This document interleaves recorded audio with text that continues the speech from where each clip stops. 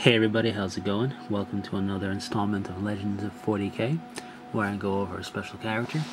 And this one is from the Tau Codex. It's Commander Farsight, Ashova, there we go. He has a longer name, but I'm not gonna bother with that.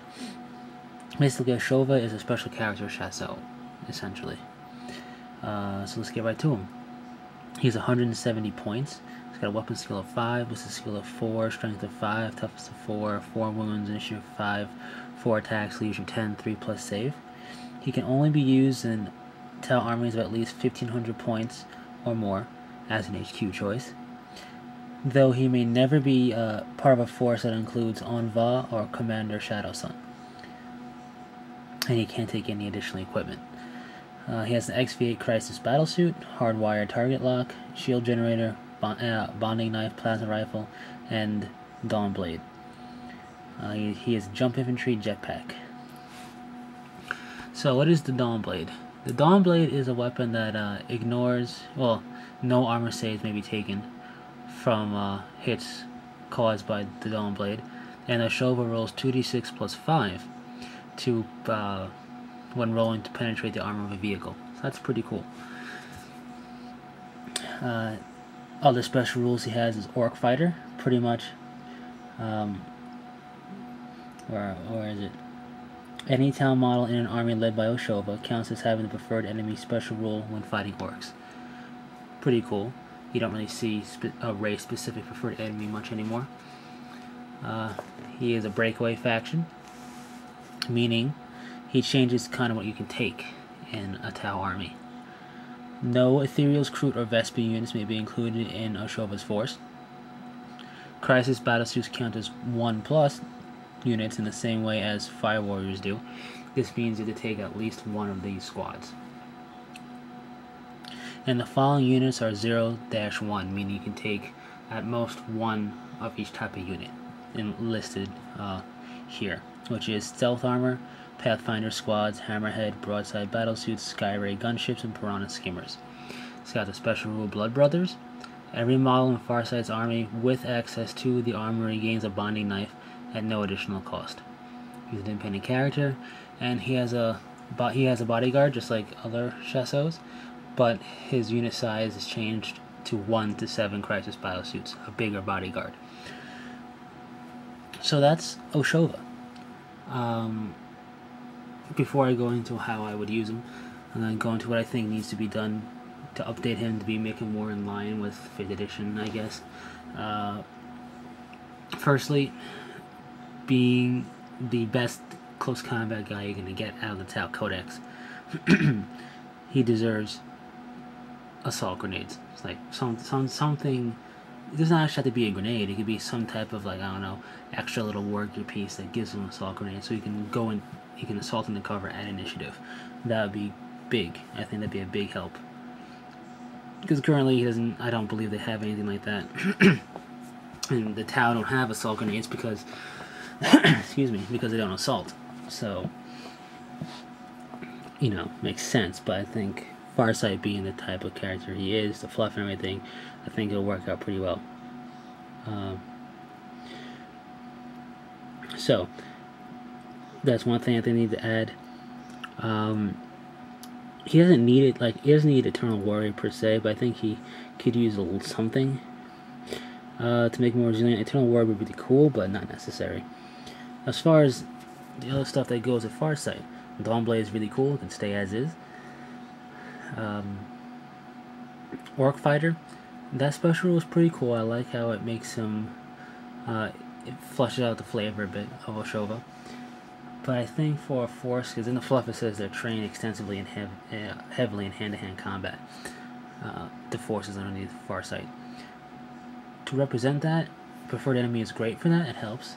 But I don't know, maybe give them +1 initiative or weapon skill when fighting orcs, or maybe give them just Furious Charge in general on top of Orc Fighter.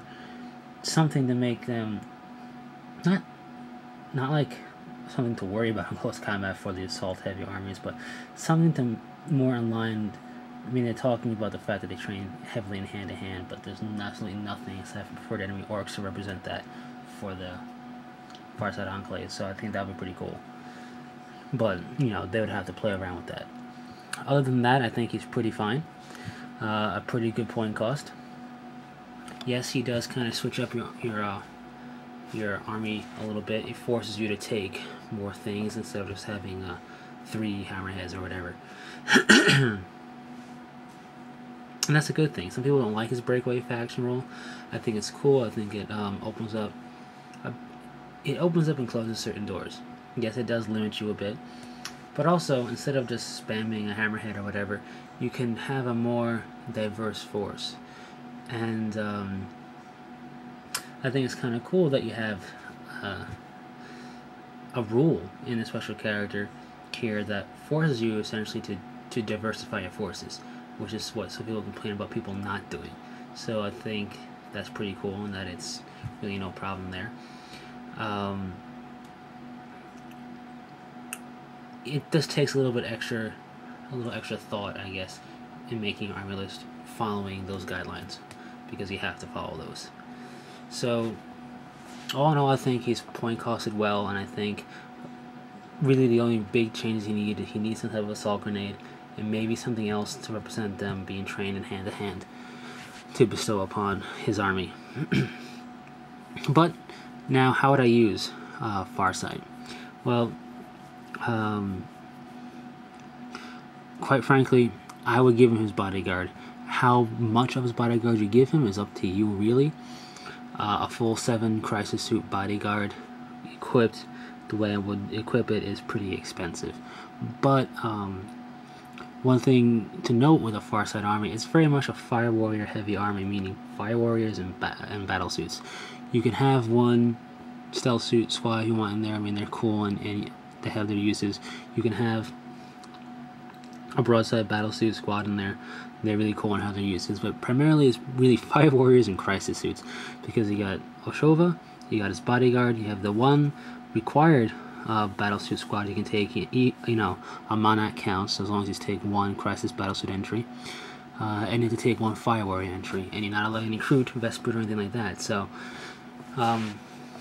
really, it's an army that has to really play towards the unit's strength.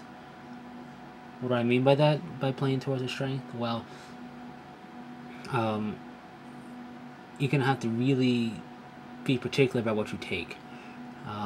The crisis suit strength of being versatile has to be honed in for whatever your army is lagging. So you don't have a broadside or a hammerhead to back up your forces.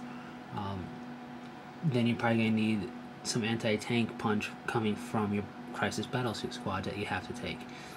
Your Fire Warriors pretty much got anti-infantry. You may need to take some Seeker missiles on some Delafish or something like that. But pretty much you got to look at what your army has starting off that's required. Your army is going to have 2 Fire Warrior squads, because one's required anyway, and the only other troop you can take is Kroot, and Kroot are not allowed in Farsight's army. So you're going to have 2 Fire Warrior squads, and you're going to have Farsight, his bodyguard, he has to take at least 1. So as big of a bodyguard squad as you would, and a 1 crisis suit squad that you have to take, between 1 to 3 crisis suits. So right there, the crisis suits are your wild card, because you can equip them however you want. But depending on what you're gonna supplement that army with will depend on what you give your crisis suits, obviously. Now, as far as the bodyguard goes, how I like to equip Farsight's bodyguard is as close to Farsight as possible, meaning plasma rifle and shield generator, and maybe give them +1 to their ballistic skill, so they're also shooting at ballistic skill 4, but primarily plasma rifle and shield generator. Those are expensive, so his bodyguard squad will be expensive, but strength 6 AP2, very nice. It could deal with some light vehicles, primarily better for dealing with infantry and heavy infantry, and that way they're both, the entire squad is 3+, 4+, 3+ armor, 4+ invuln. So that's really helpful. They can take some hits for Oshova, they're multi-wound, and where he does excel in close combat. So when he inevitably gets into close combat with something, his bodyguard squad won't be left in the dust. They'll be with him. They'll be stuck in it, but they'll have a good armor save, a good invulnerability save, and a Crisis Battlesuit, has a decent enough stat line as far as strength and toughness and whatnot to hold his own against some things. So they could support Oshova pretty nicely. So that's how I would use Oshova, pretty much in that type of role, which being is inevitably getting into close combat, but primarily this is another case where the character doesn't win you the game. No special character will. But you have to build your army list in concert with the character. You can't just throw Oshova in a list. Obviously, he has the breakaway faction rule, which would mean there's a very good chance that a decent amount of lists out there would not be able to be fielded with Oshova because they'll break that rule, depending on what they're fielding. So, you definitely have to build a list with Oshova in mind. Whether you make it Crisis Suit heavy, which this list can easily do, or not is up to you. Troops are important, so don't forget your Fire Warrior squads.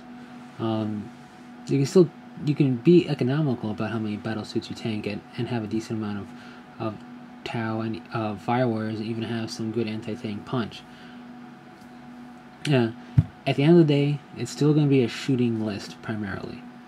I mean, Oshova's there to really lend some close combat punch, and you can either have him move forward of the army with the other Crisis Suit squads in support while the Fire Warriors lay down fire, and meet the enemy that way, or you could hold him back. You could also deep strike him in, but that's up to you. I'm not going to talk about that as a tactic because the tactic of deep striking is always dependent on the terrain you're playing on, the army list you're playing against, what's deployed where and whatnot, so I'm not going to go too deep into deep striking.